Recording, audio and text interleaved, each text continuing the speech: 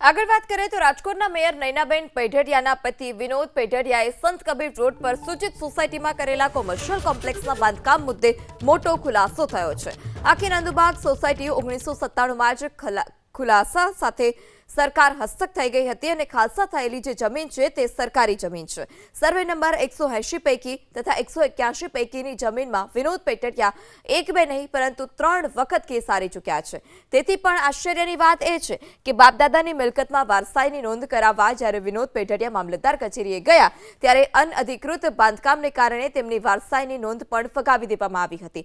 જ્યારે પહેલી જ વખત હાર મળી ત્યારથી જ ગેરકાયદે પ્લોટિંગ કરી દેવાયું હતું। છેલ્લી વખત 2019માં કલેક્ટરમાંથી પણ કેસ હારી ગયા એટલે છેલ્લે જે જગ્યા વધી તેમાં ગેરકાયદે બાંધકામ ચાલુ કરી દીધું। ગેરકાયદે બાંધકામ વિનોદભાઈએ ભૂમાફિયાની જેમ લેન્ડ ગ્રેબિંગ કર્યાનું રેવન્યુ રેકોર્ડ પર સાબિત થાય છે। આટલું જ નહીં, જમીન પર થયેલા બાંધકામો ગેરકાયદે છે તેવું 2013માં સ્પષ્ટ થઈ ગયું હતું। જમીન ખાલસા હોવા છતાં રાજકોટ શહેરના મેયરના પતિ વિનોદ પેઢડિયાએ કોમર્શિયલ બાંધકામમાં કરી નાખ્યું।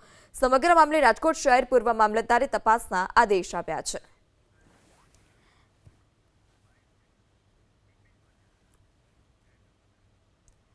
તો એબીપી અસ્મિતા સમક્ષ પૂર્વ નાણામંત્રી અને પૂર્વ રાજ્યપાલ વજુભાઈ વાળાએ શું છે નિયમો તે અંગે પણ વાત કરી છે।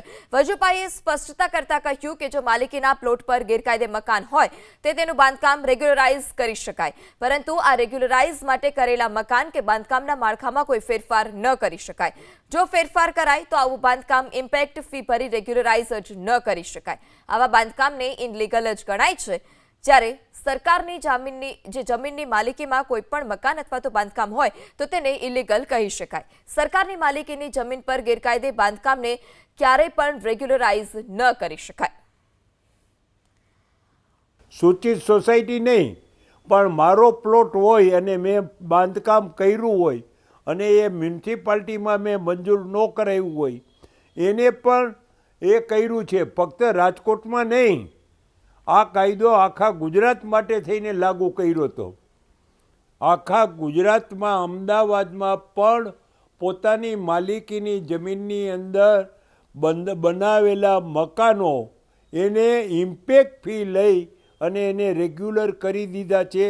રેગ્યુલર એટલા માટે કે એ મકાન પાડવાને પાત્ર નથી। એ માણસ જો એ મકાન પાડી અને ફરીથી ત્યાં બહુમાળી મકાન બનાવતો હોય તો એને ઇનલીગલ કહેવાય, ઇરેગ્યુલર નો કહેવાય।